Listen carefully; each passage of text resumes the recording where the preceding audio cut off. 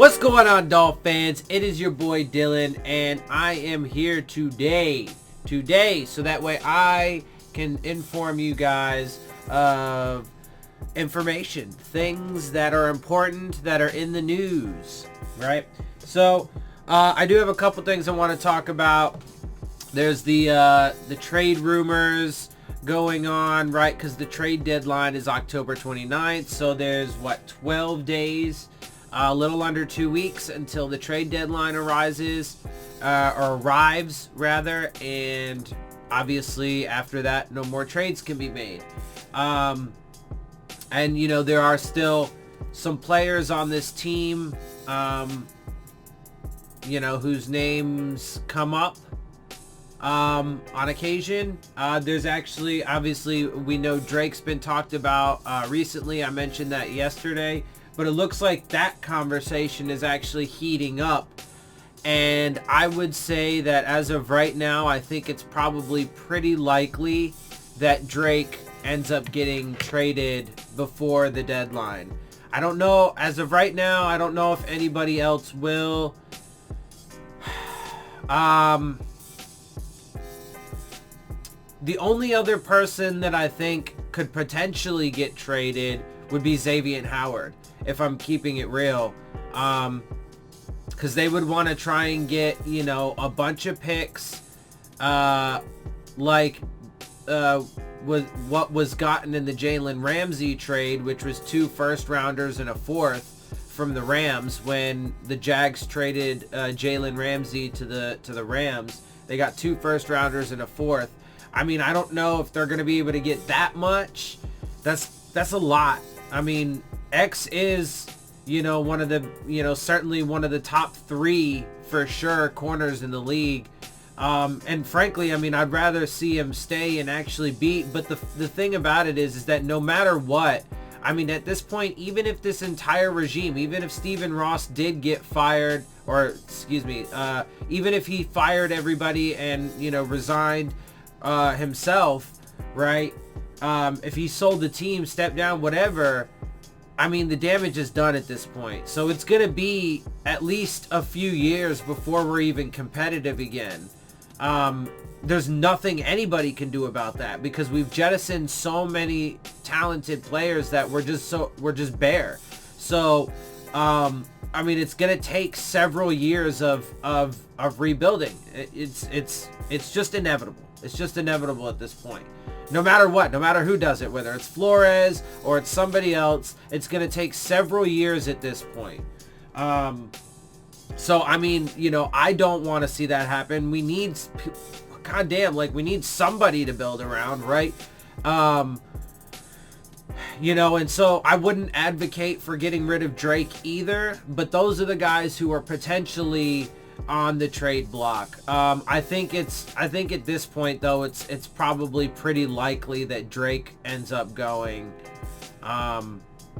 which, I mean, again, it creates yet another hole for no reason, for hopes and dreams that whatever pick, whatever player you pick is going to be adequate enough. I mean, again, we don't even have adequate starters almost anywhere on this team, let alone then depth to back them up. So, I mean, it's going to take several years. And, free agency has proven not to fucking, fix anybody's needs. You can definitely supplement, and unless maybe you're unless maybe your team really is 1 or 2 guys away and, there happens to be, a quality free agent available at the position that you need, that you can get for, some kind of reasonable price or whatever. Anyway, but I mean, that's not us. And we haven't been there. Even, in our perpetual mediocrity, we weren't there. So, this is the exact opposite direction you want to go in.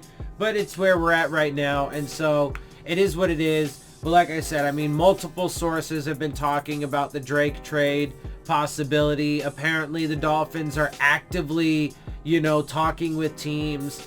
So I think I think that it's pretty likely. Now, you know, a bunch of people are like, yo, man, can we get like a second or a third for him? Dude, there's no way the Dolphins are going to get a second or a third for Drake. I mean, come on. Really? I love the kid. I think he's super dynamic, and I think when used appropriately, he can be an immense weapon on, you know, a creative team. Which, again, I mean, it's so stupid, but everybody bitched at Gase for how they used Drake. But he used Drake phenomenally. He used him to suit his skill set. Give him some runs here, some good designed runs that fit his skill set, that usually take him, you know, to the outside of the formation, or use him in the pass game, which he's fucking great in. So, you know, I mean, it's just like, it's ridiculous, but that's what, you know, another team will do. So, I mean, I don't think we're going to get anywhere higher than a fourth, but I think it's probably more likely to be like a fifth rounder. I mean, he wasn't taken, you know, super high in the draft. He was what? Like what was Drake? I think Drake was like a fourth or a fifth rounder or something. Certainly wasn't any higher than 3. And, you know, I mean, up to this point, he's never been, you know, a bell cow, but I don't think he really is either, frankly, if I'm being honest. I don't think he is that number one back. But also, at the same time, I don't really like having just a number one back. I like having 2 or 3 different guys with different skill sets. Maybe a little bit of hybrid crossover there with some guys, but you know, I don't want to have one running back that just gets, you know, wore down with, you know, 30 plus carries and like 40 plus touches a game. Like, it's too much. Spread it around. Have guys that are dynamic in different ways, and then that way it also helps to keep, you know, defenses guessing. You can totally confuse them up a lot more, because then you can have, you know, if you have 3 different running backs with 3 different skill sets, and you have formations with like 2 of them out on the field at a time, well, then you don't know what they're going to do, right? Especially like you can line them up in the backfield. You can have one guy go out wide. It creates a lot of different mismatch opportunities for your team. That's why I do think Gase is brilliant as a offensive-minded head coach. He just was fired for things that were vastly... but let's real quick, and let's juxtapose that, right? So everybody loved... Because I was thinking about this. Everybody loved to give Gase shit for things he didn't have control over. People want to blame him for a linebacker going AWOL, and for a hurricane that hit them, and for being displaced a week in California, and for having to travel as much as they had to, blah, blah, blah, blah, blah. But then... they want to try and, you know, insulate Brian Flores from any kind of harm whatsoever, even though he's directly involved or directly responsible for it. So, like, how the fuck does that make sense? So if you have no control over it, we'll blame you. But if you have all or some control over it, we won't blame you in the slightest bit. So many people I've seen in the fucking media are trying to fucking defend Brian Flores, even though his words and actions prove that he deserves a ton of the blame. Anyway, so, you know, I spoke a little bit more about the trade stuff than I was going to, but it turned into some other things, some other points I wanted to make as well. But so, that's that. I mean... again, I think it's stupid and foolish, but it's likely that Drake's going to end up getting traded. Anyway, I have a couple articles, though, that I wanted to read to you with some good stuff in it. And so let's note really quick that... so for the most part, most of my articles and stuff that I get come from Bleacher Report. You know, I have some people that watch the channel that give me news and information. So, you know, definitely always check the comment section and stuff, because there's always, you know, other articles and YouTube videos and stuff. So there's lots of information being spread around, which I really love and appreciate. Thomas Lahout Appreciate you, man, and anybody else who's, dropping stuff in there. I like the spread of information because I want you guys to have all of the information, all of the facts. But let's note though, so, but Bleacher Report, I use that because it's it compiles, reports and stuff from a lot of different locations and so on and so forth. And then of course I have, the NFL app, Yahoo Sports, I have the Dolphins app, I have CBS Sports, ESPN, I have and then Twitter and stuff like that. So I have, I get my news and information from a lot of different sources and locations, but Bleacher Report is my primary.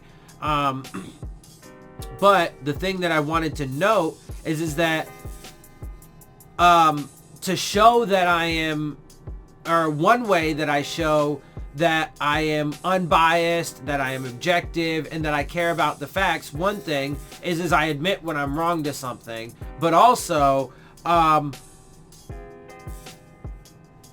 share with you the perspective of a lot of different people from a lot of different sources. But in fact, one of the people whose articles I read most, who I'm going to read one from right now, is Kyle Krabs from Dolphins Wire.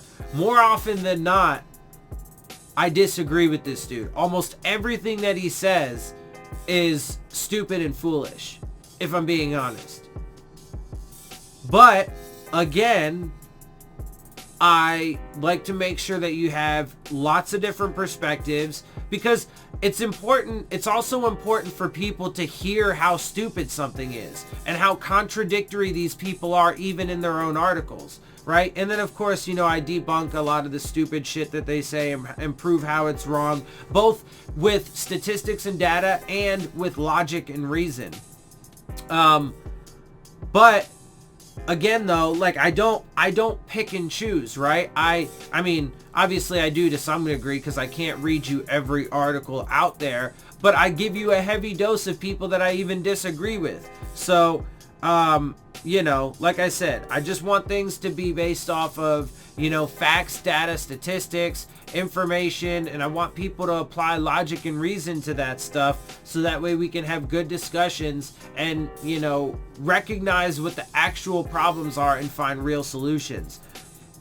Anyway, let me get to his article though. It's Dolphins make right decision with wrong approach on quarterback change. Now, I actually agreed with some stuff in this article, so I'll give you that heads up. 1 week ago, Miami Dolphins head coach Brian Flores publicly declared the team's quarterback position settled. I agree with one major key point. A bunch of the other stuff I disagree with, but we'll get to the specifics in a second.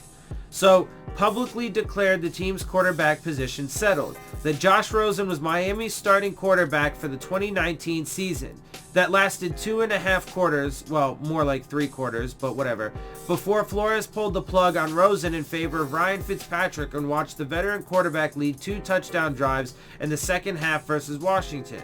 But then again, after the game, Flores confirmed that Rosen was still the team's starter, and that lasted all of 3.5 days. Flores announced yesterday that Ryan Fitzpatrick was indeed Miami's starting quarterback for Week 7 versus Buffalo. Now, you'd be hard-pressed to find anyone super upset with the ultimate decision to start Fitzpatrick over Rosen based on the latter's performance in Week 6.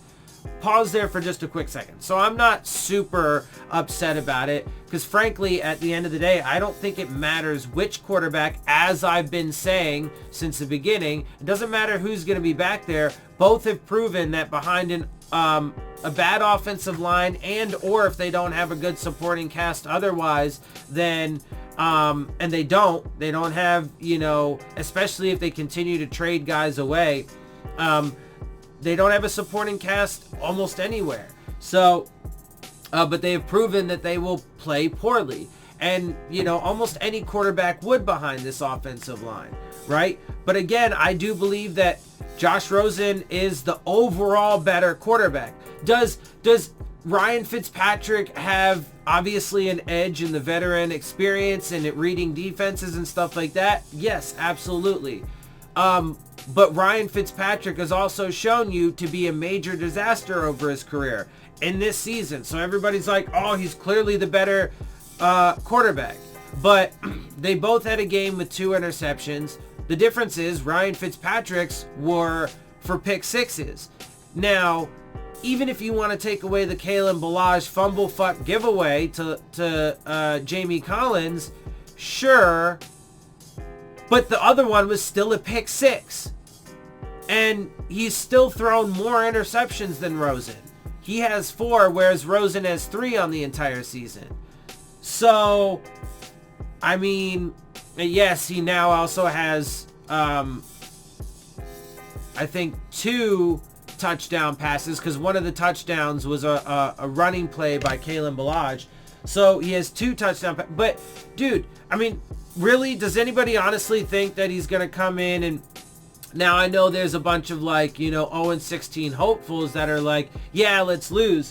But you really should be evaluating Josh Rosen.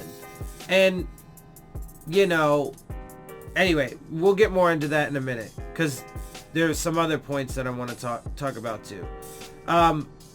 So, you know, but based on his performance, neither one of them are going to perform, especially because now Daniel Kilgore, by the way, Daniel Kilgore, Rashad Jones, and Avery Moss were not at practice today. And it's likely that none of them are going to play this upcoming week. So we're just getting even more banged up. But there goes our center. Oh my God, man. That's just going to be a fucking disaster. Especially against this Buffalo defense, dude. So they think, everybody's like, yeah, Ryan Fitzpatrick is going to give us the edge in, you know, against Buffalo. Nah, bro. Because either quarterback, it doesn't matter who's, I think it makes more sense to have Rosen out there, honestly. I mean, it's, look, but at the end of the day, it's super hard too, because then you can also argue, well, you don't want to get the young guy hurt. I mean, look, it's clear that the Dolphins don't think that Josh Rosen is going to be the future guy here. So, you know, that is what it is at this point. I've been saying that too. I also said that they're going to, you know, probably flip-flop throughout the season. So I would find it reasonable to believe that after, you know, Fitzpatrick has another game or two where he's fucking just terrible. Because, I mean, look, we're playing the Bills in Buffalo this week, who's got a phenomenal defense. Their offense is getting better. We play them in their stadium at home, so they're at home. And they're coming off a bye, so they're rested. They're getting guys back, key guys. They're getting key guys back. Dude, they are going to go into this game, and they are going to destroy us. And then we get to play the Steelers coming off a bye week. Right, because the Steelers this week are going to be on bye, and next week we play them in Pittsburgh on Monday Night Football. They're now what are the Steelers right now? The Steelers, I think, are 2-3 or 2-4, something like that, and I think they're 2-4, and so they're on a little bit of a roll. They got a couple games now under their belt, a couple wins. They're going on this bye. They're getting rested. Mason Rudolph should be coming back. It's going to be on Monday Night Football. They're definitely going to win the game, but they're going to go to fucking try and, you know, punish us and make us, you know, look like the weak, squabbling little, you know, team that we are, because they're going to want to prove that, you know, they can play to the level that they should play against a weak opponent, right? That's why everybody making this hype about Ryan Fitzpatrick doing well last week against the weak Washington Redskins team that was tired, and so on and so forth, or that we even held in that game, blah, blah, blah, blah, blah. Like, it doesn't, who cares? Because it's almost irrelevant, because they're bad too. Not as bad as we are, and that's why we lost the game in part. But, I mean, we've shown that when we play good teams, they kick the shit out of us. And that's unfortunately how it should be, just based off of the fact that we are far less talented, far less experienced, have far less proven production across the board. You know, have far less leadership, all this shit. And we're continuing to fucking, cut guys and ship guys out and stuff like that. So it's only getting worse and worse and worse. Not to mention the stacking injuries and so on and so forth. So, I mean, it's going to continue to be a disaster, and it's going to, but look, I've been saying all these things for months. So, people can decide when they want to wake up and see the light. Anyway, Josh Rosen didn't play a good football game on Sunday afternoon. He was under constant duress. He took sacks, and he made poor decisions when he was afforded time to operate. Now, pause real quick. So I agree that Josh Rosen did not have a good game, but in here, he says that Josh Rosen didn't have a good football game. Okay, but then the reasons that he states right after. Now, he doesn't explicitly say that these are his fault, and he even says later, is it all his fault? He asks that. We'll get to that in a second, and he says no. But when you state it like that, it implies that the fact that he was under constant duress and took sacks were his fault. Those were not his fault. Those were the offensive line's fault. But that's also the reason why Ryan Fitzpatrick hasn't done better. In fact, again, and the games that he played, we lost even worse, right? We lost 59-10 to the Ravens and 43-0 to the Patriots, the games that Ryan Fitzpatrick started, right? So I don't know why people think it's going to be any better. It's going to be just the same, if not worse, with Ryan Fitzpatrick. So, I mean, but those things are absolutely not his fault. He did make some poor decisions, but it was also in part because he was under constant duress. So it's definitely not all the kid's fault. Even the most staunch of Rosen supporters are willing to concede the performance was poor, and this season Rosen's promising plays have been smattered throughout drives that generally lack productive final results.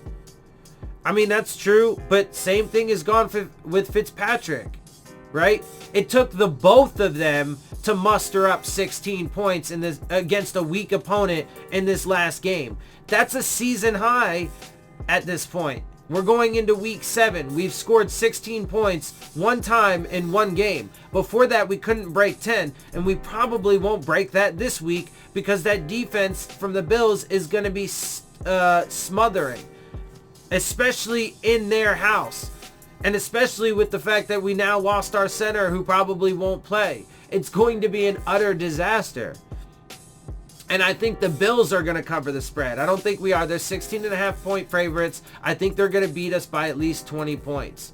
So, I mean, we'll see, but I think it's going to be, an absolute disaster for us on going forward in this next game. And, Fitzpatrick is going to be part of that, right? Is all, and it's like I also said too, it's not totally unheard of that at some point he gets replaced by Rosen. If we're getting like totally blown out, don't be surprised if Rosen comes in. Or if Fitzpatrick gets mauled enough and gets hurt, don't be surprised if Rosen comes in. One of those two things is likely. But he does continue. Is all of this his fault? No. Does it really matter at this point? No, probably not. And so sure, from a best players play decision, Flores made the right decision to swap his quarterback. Fitzpatrick was clearly the better option in week 6. Okay, god damn it. And again, I'm like, it really annoys me when people frame it like that. Dude, he was in for like a quarter of the game against a bad team that was tired. And right then, sure, he happened to make a right decision based off of the parameters and everything that throwing Fitzpatrick in there was going to give them a spark. He probably actually was hoping that it wouldn't, and that it wouldn't matter at that point because he wanted to lose the game. And he proved that by his shit decision on to go for it for 2. But anyway, I digress a little bit. So, I mean, and again, if you look at the games, if you look at the interceptions, Ryan Fitzpatrick has more. His interceptions were worse because they were pick sixes. The stats are actually worse. If you look at the games that Rosen started versus the games that Fitzpatrick started, Rosen is overall better. I mean, the data shows that Rosen actually is the better quarterback, even. Generally speaking, not in all categories. And again, the kid has, you know, issues and some flaws and things he needs to work on. But I mean, Fitzpatrick, I hate it because it's like, it's super short-sighted and doesn't take any of the other context. And again, like, it completely ignores the fact that he was terrible early in the season. It's like, it's mind-numbingly stupid. Anyway, but Dolphins fans should certainly be frustrated with the handling of the situation. And this is the part that I actually really agree with him on. To make a public declaration of a starter and then proceed to conduct an about-face on that decision twice in 7 days isn't a great look for the Dolphins in general. Many joked after the decision to change quarterbacks that the Dolphins really don't know what they're doing, with timestamps of headlines in direct conflict with one another, separated by just 7 days on the calendar. And so, I've been saying that this whole time. Stephen Ross is massively inept. He doesn't know what the fuck he's doing, and so that has filtered down. Okay? His front office doesn't know what the fuck they're doing, and it's gonna prove to be a massive disaster. Hear me now, quote me later. And this coaching staff has proven to this point not to know what the fuck they're doing. You could try and argue otherwise, but all of the facts and stuff just don't bear that out. So, and it's just yet another one. They're just floundering. They're just floundering. And God, dude, like, I mean, like, I try and I am watching these interviews, right? So like when I watched the Brian Flores interview, I was just super uninterested. Like, nothing he had to say was interesting to me. Like, it was all either just bullshit or coach speak or him like kind of trying to fumble fuck through some shit and figure out what to say on the fly. Like, it was just nonsense to me. But on the other hand, when I was listening to the Josh Rosen one, man, I just felt so bad for the kid.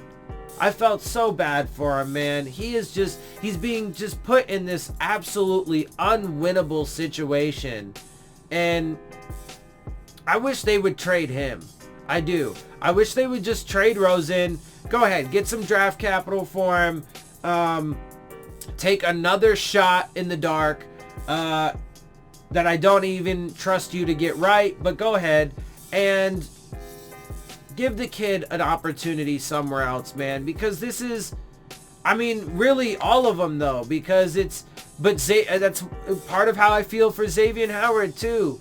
Like, give them an opportunity to thrive somewhere else, because it's not going to be here. It's not going to be here. And it's just sad to see, man, because we are destroying these kids' careers. And it's super selfish. It's super selfish. It's all because Stephen Ross can't fucking own up to his own ineptitude and just realize that he's the problem and that he needs to fucking sell the team. Find my petition. The link is in the description box of all my videos to force Stephen Ross to sell the team. But he can't do it. He's blinded and he's just stubborn and insists on blundering his way through. And all he's doing is making it worse and worse and worse. Anyway, the decision likely marks the end of any hope for Josh Rosen here in Miami. Is he sunk? Probably. Anyone hopeful that the team would build around Josh Rosen with all of this 2020 draft capital and avoid drafting a quarterback can kiss those dreams goodbye after this move. This doesn't feel like a decision to put a more experienced player in versus a great defense. And if that was the plan, Flores would have been wise to avoid using the verbiage he did last week to describe Rosen's standings as the team starter, knowing a change was on the horizon, or even could potentially be on the horizon. So I do totally agree with him on that. The way that he just and I even said stuff about it then. I was like, okay. I was like, you know, I didn't make any predictions like this, although I did say that you know, like I didn't say that he was going to make a quarterback switch just for this next game, but I did say at the beginning that there would be a flip-flop, that, you know, neither quarterback was going to have success behind this terrible offensive line. And I totally agree with him, that being like, dude, or that being like, oh, you know, Rosen is our guy. He's our starter for the remainder of the season. I said it when he made those comments, making that, I was like, all right, well, let's see what happens, making those kind of declarative statements. And lo and fucking behold, you know, he made himself look like a giant fucking fool. Why?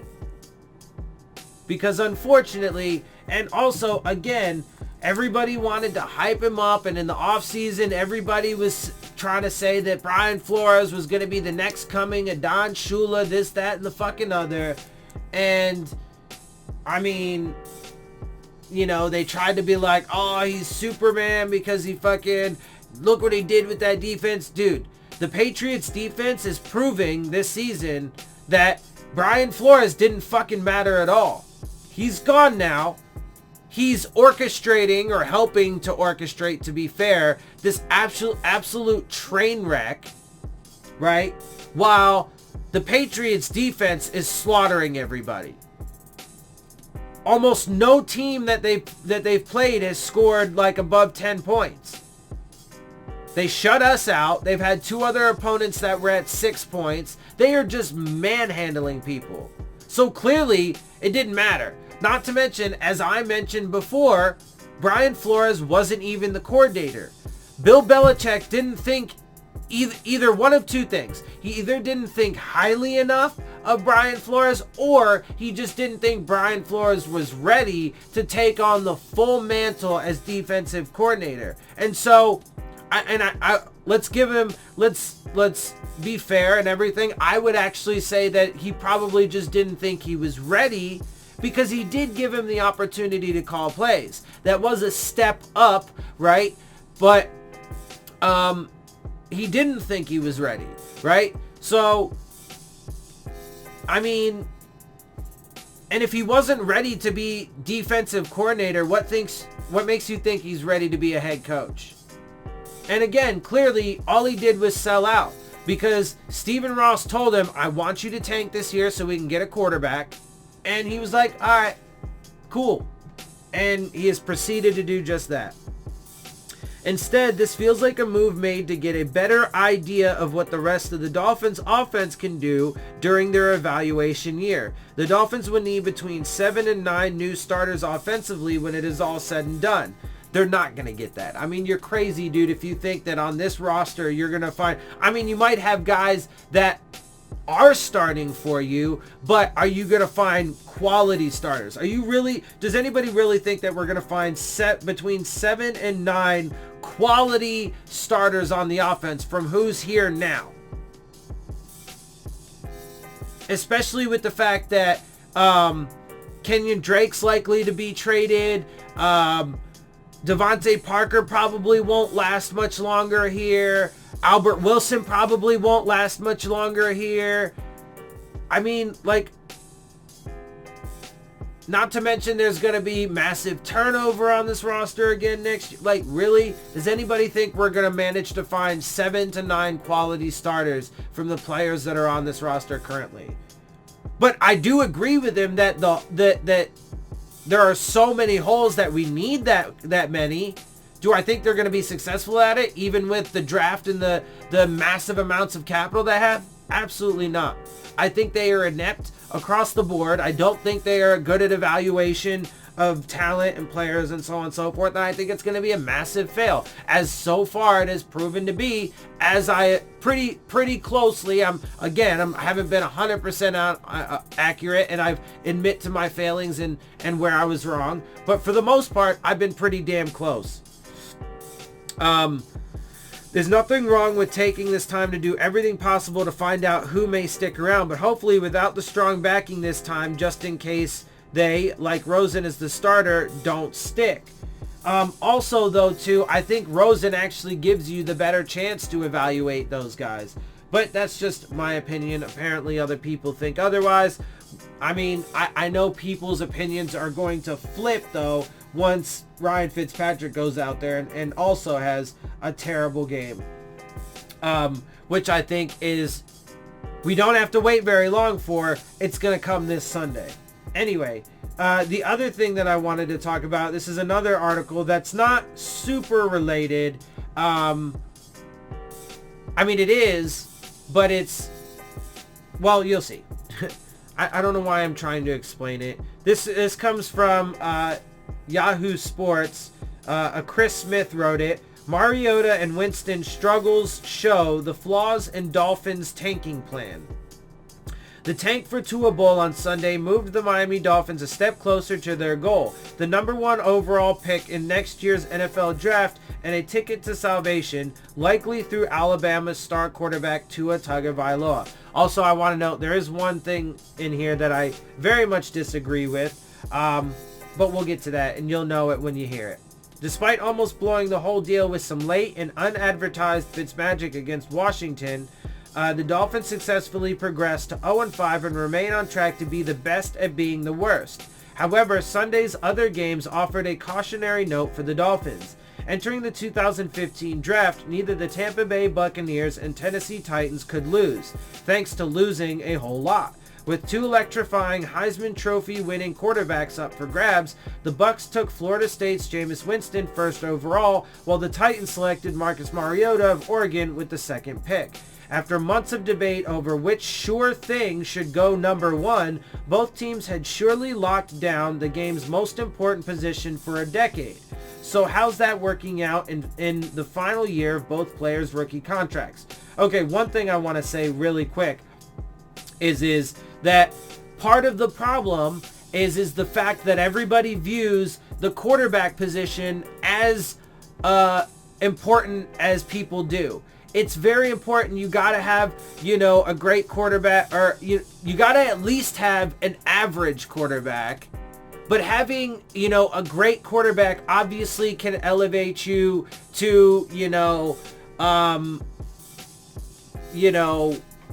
unseen heights and blah, blah, blah, blah, blah, right? Yes, we've seen what the greats can do, but it's more than that. And the greats are never the greats by themselves.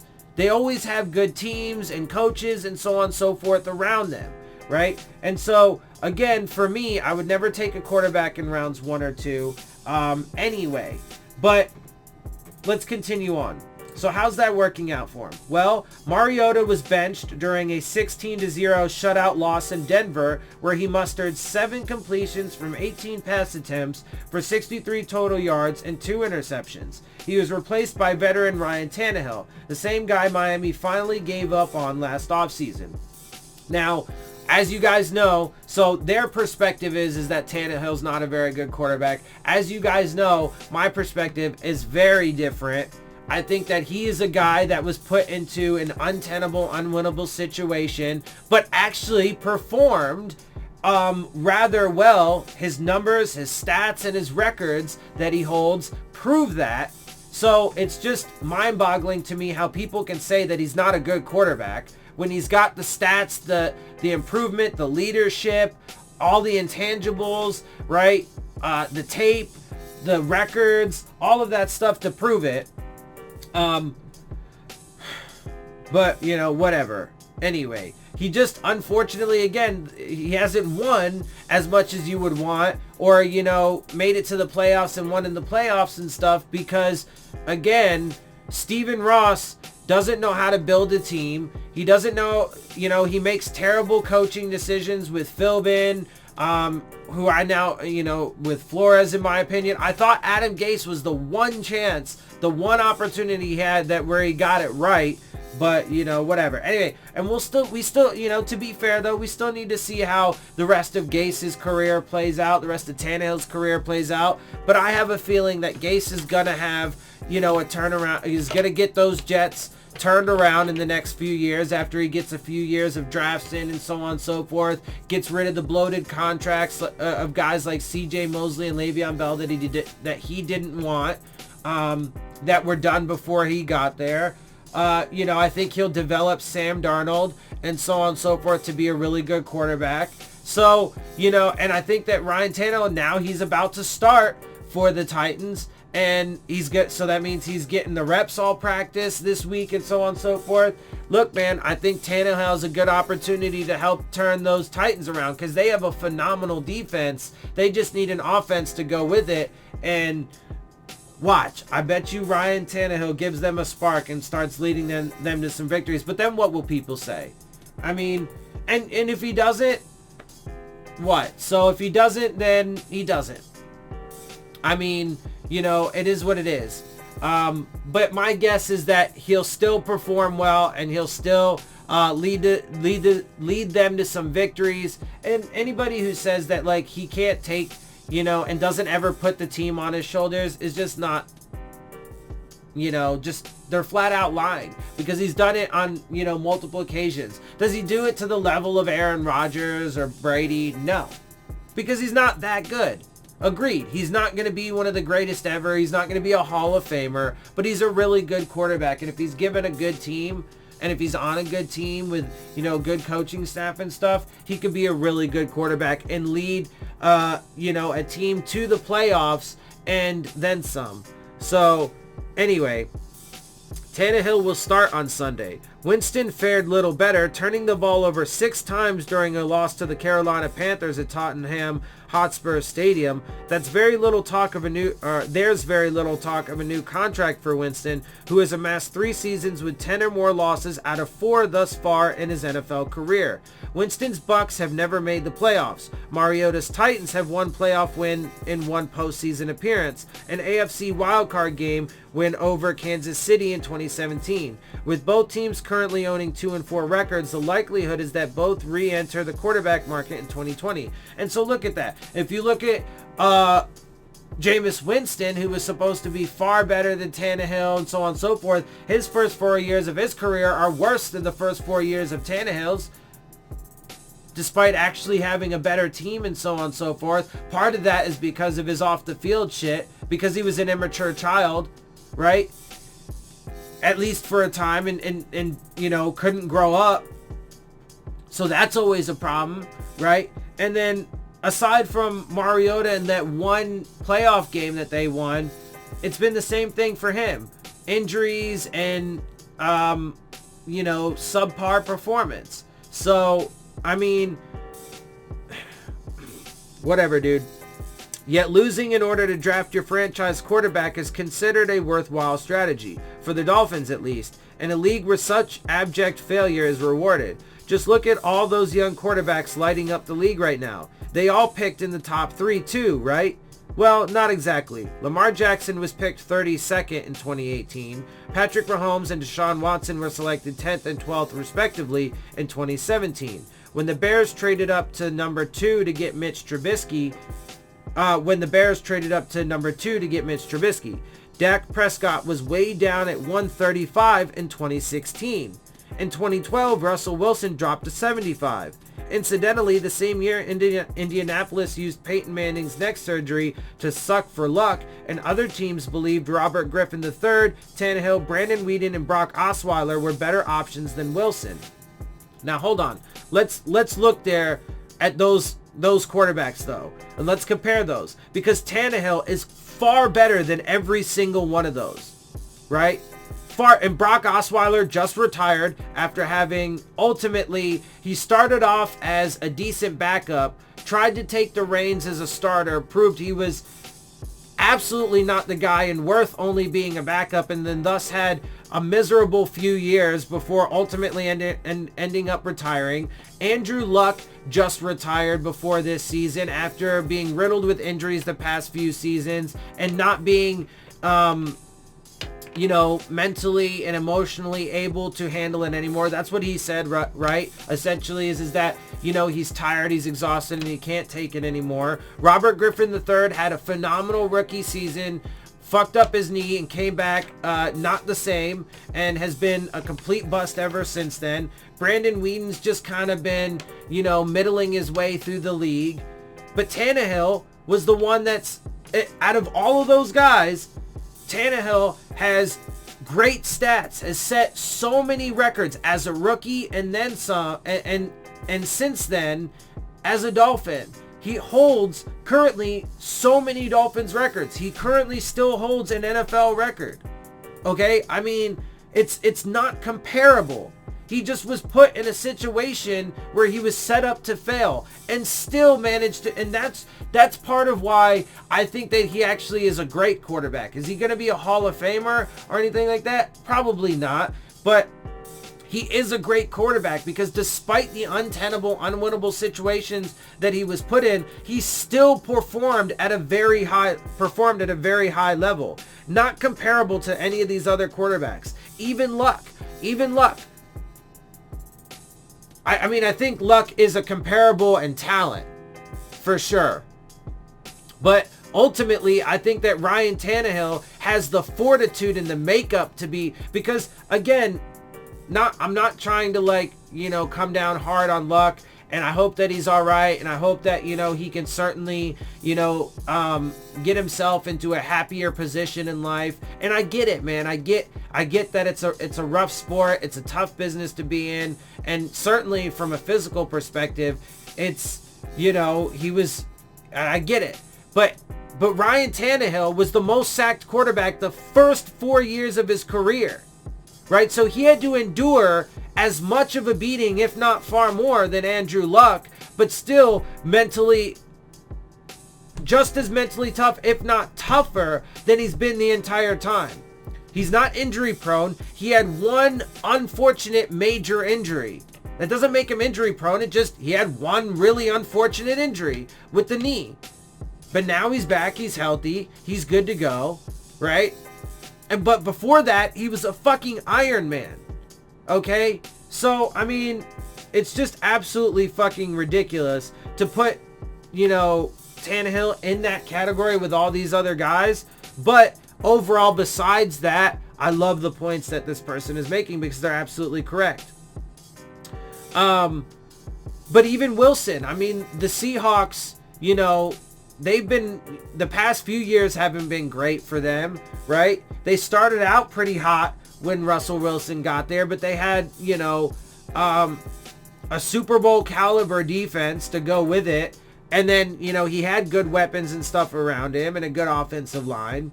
But then they've kind of fallen off. They're kind of picking it back up a little bit. But, I mean, certainly his career has stalled. It's not like, they're not projected to be going to the Super Bowl and to be making, massive runs for the next few years. So, I mean, anyway, want to go back further? Tom Brady was a 6th round pick and now has 6 Super Bowl rings. Repeat after me, Miami. You do not need to be first in line to land a franchise quarterback. You do not need to be first in line to land a franchise quarterback. In fact, the stats line up against it. In total, 14 number 1 picks have been spent on quarterbacks this century. 14 number 1 picks have been spent on quarterbacks this century. Only one has Super Bowl wins to his name. The esteemed Elijah Nelson Manning IV. So in other words, Eli Manning, who has now been replaced finally, and should have been replaced, probably a couple years ago now at least, but has finally been replaced by, what's his name? Chase Daniel, I believe. Of the others, only Jared Goff and Cam Newton have even played in one. Alex Smith was part of the 49ers team that reached Super Bowl, was that 42? But did not start the game. I think that's 42. But did not start the game. The NFL isn't like the NBA, where selecting a star can be truly transformational to a team's fortunes. This year's number one pick cannot have the same impact on the Miami Dolphins as Zion Williamson can have on the New Orleans Pelicans, for instance. There are too many other variables. Let's say Miami does strike gold with Tua, considered a great but not guaranteed prospect. Then they actually have to look after the guy. The Colts successfully sucked for Andrew Luck and then absolutely sucked for Luck. From 2012 to 2016, he was the most hit and most pressured quarterback in the NFL, as GM Ryan Grigson drafted only 3 offensive linemen before the 7th round from 2012 to 2015. That's actually not true. Because Ryan Tannehill is, if you actually look at all of the stats, Ryan Tannehill got sacked more in those first 4 years than Andrew Luck. Now, did Andrew Luck get sacked a lot? Yes, that's why he ended up having the shoulder problems and so on and so forth that he did. But he was not, actually, this might be right, because I'm sorry, the way that they frame this, he was the most hit and most pressured quarterback in the NFL. So maybe that's true. Ryan Tannehill was certainly the most sacked, so he got mauled the most, without question. Which I would think that you would also be the most hit and the most pressured, but those things are not actually necessarily the same thing, right? So there's sacks, there's pressures, and there's quarterback hits, which are all separate stats. So maybe that's true. I would have to look into that. I'm not 100%, but it is 100% for sure that Ryan Tannehill was the most sacked quarterback in that time. So maybe it's true that Luck was the most hit and most pressured. Anyway, now Luck is retired, physically broken by the game at just 29 years old. Tanking for the number 1 is a crutch for underperforming organizations like Miami, a team with issues far beyond the ability to drop lucky on a quarterback. This speaks to a deeper dysfunction with hiring the right people to hire the right people. It speaks to an inability to see something in players other teams don't and develop that talent to its fullest. Would Pat Mahomes, for all his unspeakable ability, be having the same impact on the Miami Dolphins as he is with the Kansas City Chiefs? No, he wouldn't, because he would get mauled behind this terrible team. Anyway, the league's reigning MVP was afforded a year to learn behind Smith under the guidance of the Chiefs' offensive-minded head coach, Andy Reid. And that's how you want it. See, and that's why they needed to keep, that's why they should have kept fucking Gase and Tannehill and that team intact from last year. Let them get healthy. We could have been competing this year, and they could have taken a quarterback like Will Grier to develop behind Tannehill, and then also simultaneously give them the center of their future and Garrett Bradbury to protect that guy, those guys. And then, you know, behind a really successful, talented, offensive-minded head coach, could have, you know, who's also known for developing quarterbacks. But I mean, like, it's just every single bit of it is super nonsensical, but it's Stephen Ross's fault, and is what this person is alluding to. In 2018, he had an offensive line ranked 7th in the NFL in pass blocking efficiency. He was only sacked 8 times all season. He had Pro Bowlers Tyreek Hill and Travis Kelce to throw to. He had dual threat running back Kareem Hunt hauling in 7 touchdown catches and running in 7 more prior to his release. How much of that is already in place in Miami? Precisely none of it. It's not about the highest pick, it's about having a plan and building for that moment, not starting from scratch when you draft the quarterback with a destitute, demoralized playing staff and fan base. Its environment, its culture, its coaching, its synergy with the front office. Even if the pick is a can't miss prospect, it's about putting the best people and pieces around him to ensure he has a hope in hell in the NFL. Regardless, any quarterback drafted by the Dolphins is going straight into the firing line, with the team still undertaking a multi-year roster construction project. The team has amassed 12 draft picks for 2020 and 3 first-rounders, sacrificing some elite talent in the process. However, even if those all picks land, or I think he messed up there a little bit in his wording there, but even if all of those picks land, I think is what he meant to say, Miami's recent front office record suggests that they won't. Those players will also be rookies making a transition into the pros. With free agent signings also likely, Miami will be fielding a brand new team in 2020. For those established Dolphins players unfortunate enough to remain on the team this season, this is another lost year. It's clear the players are not in on this tank. They're trying to win with a roster gutted of its playmakers. Morale is crushed. They're tired of being embarrassed in half-empty stadiums and outnumbered by visiting fans every other week. Faith in the organization may be irrecoverable, and when the blighted 2019 stat sheets are thrown down on the negotiating table, their next contract with another team might not look so good either.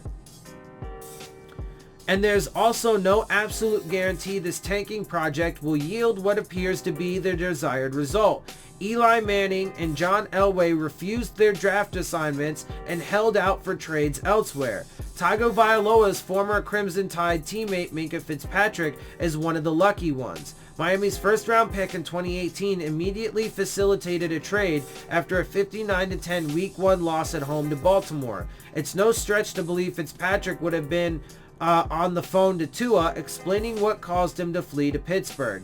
It's unlikely, but there's an outside chance Tua could look to do the same as Manning and Elway. And then what? Not to mention, Tua could even decide to stay in school. He's a junior this year. So he could even decide to stay in school and play out his senior season. He doesn't even have to declare. And so then what? So what if Tua comes out next year when Trevor Lawrence comes out? Because there are a lot of people that are being like, no, we should tank for Trevor Lawrence in 2021. I mean, there's just so much that can make this just be an absolute disaster, but whatever.